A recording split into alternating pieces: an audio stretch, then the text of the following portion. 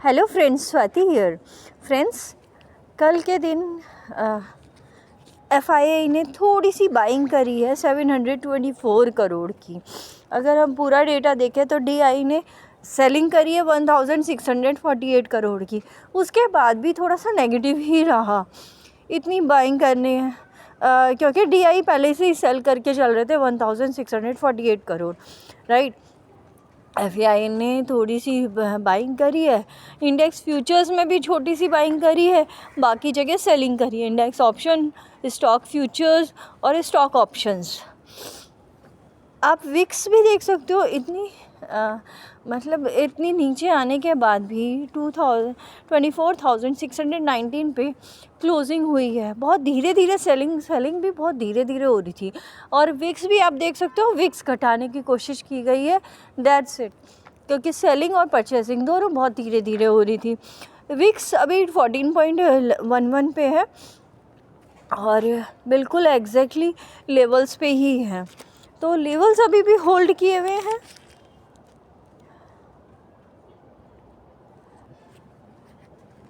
अगर global market का scenario देखें तो डाउ जोन्स ने 240 पॉइंट्स नेगेटिव में क्लोजिंग दी है और नस्दाक ने भी 123 पॉइंट्स नेगेटिव में क्लोजिंग दी है। स्टिल हमारे जो फ्यूचर्स हैं वो अभी गिफ्ट निफ्टी फ्यूचर्स जो है वो 10 पॉइंट गैप डाउन दिखा रहा है, डेट्स इट। 10-15 पॉइंट का। इनफैक्ट अगर वैसे रेशो में देखा जाए तो गैप डाउन है ही नहीं, 10 पॉइंट का गैप अप ही है। क्योंकि 24,698 पे निफ्टी फ्यूचर्स क्लोज हुए थे और अभी गिफ्ट निफ्टी जो है 714 पे दिखा रहा है, तो 10 पॉइंट का इवन गैप अप ही है। US के फ्यूचर्स अभी भी 25 पॉइंट्स नेगेटिव में चल रहे हैं और बाकी S&P का विक्स 14.71 ही है, इसमें ज़्यादा कम नहीं हुआ है, स्टिल 14.71 है। और चाइना का मार्केट थोड़ा सा स्टेबल ही रहा, स्टेबल टू पॉजिटिव कंसोलिडेशन ही चल रहा है बाकी मार्केट्स में। और अगर हम शेयर्स की बात करें तो कल जो मूवमेंट मिली थी, रिलायंस जैसे हमने कहा था कि 1300 के ऊपर अच्छा ही रहेगा, तो इवन 1280 के ऊपर अच्छा ही है। बट जितना नीचे जा रहा है हम यहाँ पे कर सकते हैं क्योंकि ये इस रेंज में फंसा हुआ है, 1260 से लेकर 1250 से लेकर इनफैक्ट 1320 के रेंज में, ये 1320-30 के रेंज में ये फंसा हुआ है। तो इसमें जब इसमें से बाहर निकलेगा रेंज में से, उसके बाद ही ये कुछ अच्छी मूवमेंट दे सकता है। तो अभी तो फ़िलहाल मूवमेंट इतनी ज़्यादा नहीं दिख रही, तो आप इतना ही कर सकते हो अगर इसमें स्विंग ट्रेडिंग करनी है कि 1250-40 नीचे जब भी जाए तो थोड़ा थोड़ा ख़रीद लो, जब भी ऊपर जाए तो थोड़ा सा सेल कर दो, इतना ही कर सकते हैं। HDFC बैंक 1870 पहुँच गया है, स्टिल बैंक निफ्टी इतना ज़्यादा ऊपर नहीं आया, तो इसमें कुछ ना कुछ सिनेरियो है।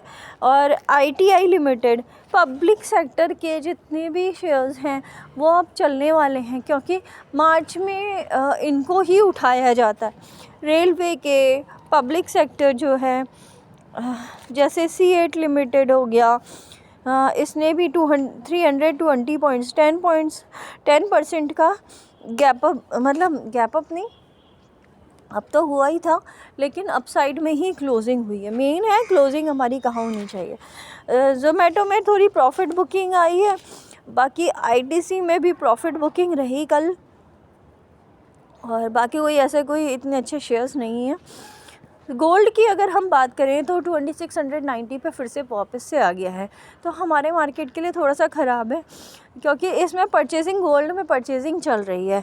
अब हालांकि नेक्स्ट कॉन्ट्रैक्ट में ही चल रही है ये जो कॉन्ट्रैक्ट है, अब मार्च तक गोल्ड को ही बढ़ाया जाएगा, इसीलिए। और सिल्वर में भी आप देख सकते हो, सिल्वर भी शूट अप हो गया, अपने हाई की तरफ चला गया है 32.58, तो ये भी अपने हायर की तरफ चला गया है। मेटल्स में काफ़ी अच्छी परचेसिंग हो रही है और सिल्वर गोल्ड को भी बीट करता हुआ चल रहा है, राइट। क्रूड ऑयल और ब्रेंट ऑयल की बात करें, ये थोड़े से कूल डाउन हो रहे हैं और ब्रेंट ऑयल थोड़ा सा बढ़ा हुआ है, थोड़ा सा स्लाइटली, 72 की तरफ जा रहा है। क्रूड ऑयल अपना 68.22 है। करेंसी में अगर हम बात करें तो USD INR बहुत ज़्यादा बढ़ चुका है, जो कि 84.83 पहुंच गया है, यानी कि 85 के लिए सिर्फ 0.2 का भी नहीं, 0.147 का डिफरेंस है। तो ये हमारे बैंक निफ्टी के लिए बहुत ज़्यादा ख़राब है। तो आज बैंक निफ्टी एक बार हायर हाई की तरफ जाके वहाँ से फिर से रिजेक्शन लेकर वापस से नीचे आ सकता है। तो एक बार ध्यान रखिएगा, 54,300 का जो इसने एक हाई बनाया था लास्ट, वहाँ से एक रिजेक्शन ले सकता है। इनफैक्ट 54,000 से भी रिजेक्शन ले सकता है। तो वो चीज़ एक बार ध्यान रखिएगा, क्योंकि बहुत ज़्यादा ऊपर आ चुका है बैंक निफ्टी, और बैंक निफ्टी में प्रॉफिट बुकिंग बहुत अच्छी खासी आ सकती है, करेक्शन आ सकता है। इनफैक्ट अभी मार्केट में ऐसा कोई रिज़ल्ट नहीं चल रहे हैं, न्यूज़ नहीं चल रही है, फिर भी हमारा मार्केट जो है, इसीलिए हमारा मार्केट ज़्यादा बुलिश और ज़्यादा बेयरिश नहीं हो रहा है। 2 दिन इसने कंसोलिडेशन में लगा दिए ऑलमोस्ट।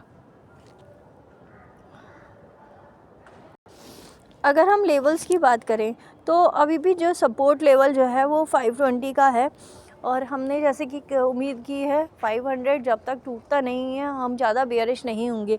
और ऊपर का लेवल है 800 का, 24,800, जब तक इसके ऊपर नहीं जाता हम बहुत ज़्यादा बुलिश नहीं हो सकते, राइट।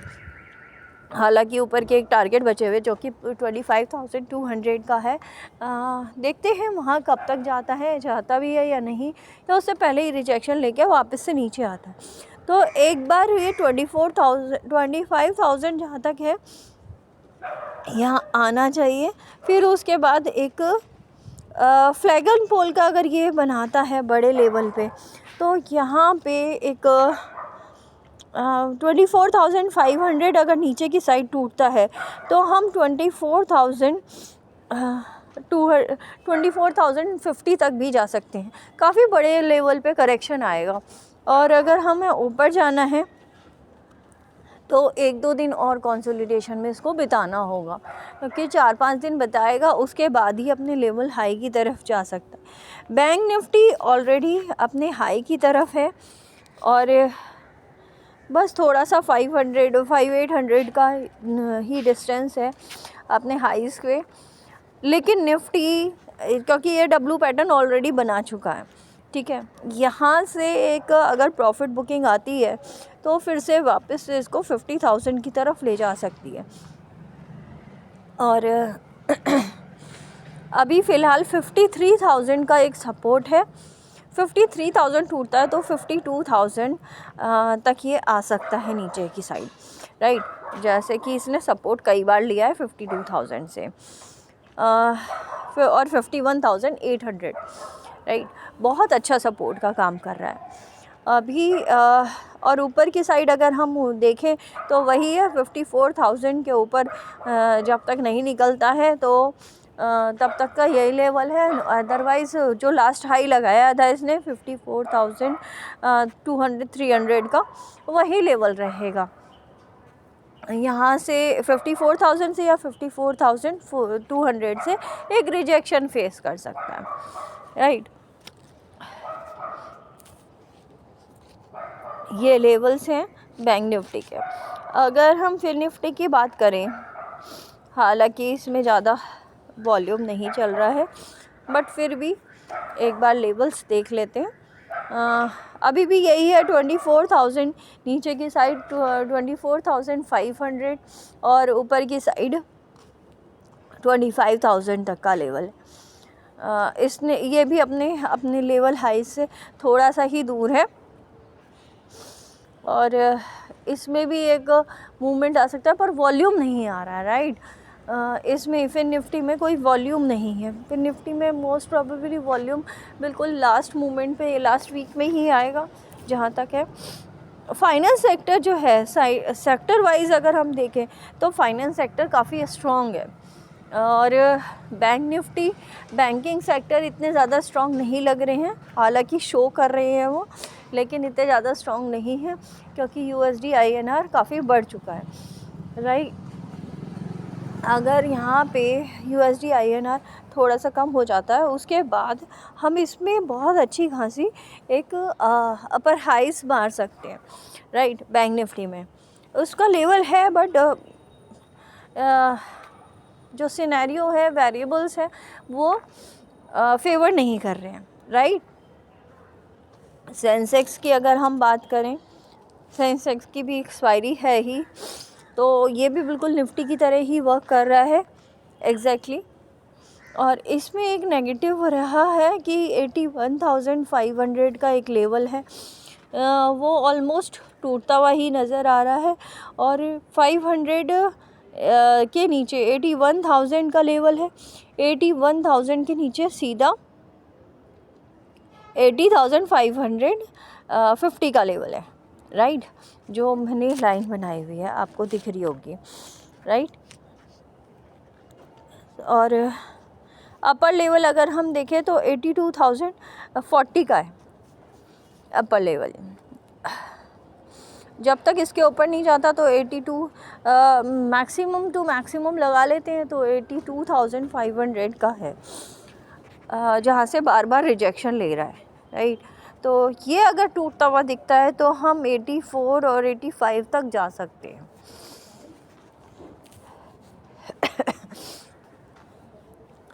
तो ये तो आपके लेवल्स रहे।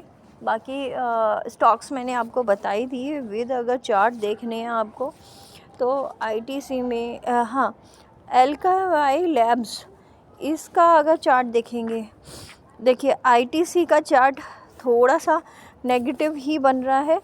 अगर हम देखें, अगर आपको इन्वेस्टमेंट पर्पस से देखना है तो एल्कावाई लैब्स ये काफ़ी अच्छा रहा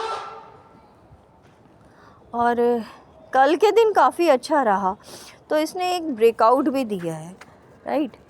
अगर हम इसमें यहाँ पे ब्रेकआउट काउंट करें, एग्जैक्टली अपना लेवल हाई बनाया है 172 का, राइट। और ये इसका वहीं से थोड़ा सा रिजेक्शन लेके नीचे आया है। तो अगर इसके ऊपर निकलता है तो आज इसमें ब्रेकआउट कंसीडर किया जा सकता है और इसमें बहुत अच्छा मूवमेंट मिल सकता है आपको।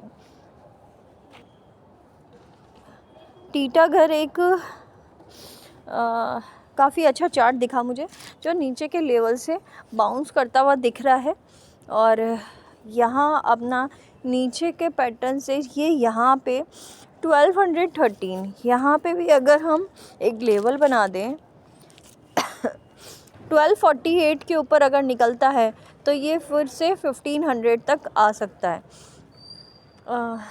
ऐसे ही IRCTC, आपके रेलवे के जितने भी हैं वो स्टॉक्स देख लीजिए, अभी नीचे ही है 833 पे। और ये भी अपना ऊपर की साइड अगर हम यहाँ पे भी एक लेवल बनाने तो 850 860 के ऊपर निकलता है तो ये अपना 900 और 1000 की तरफ जा सकता है, राइट।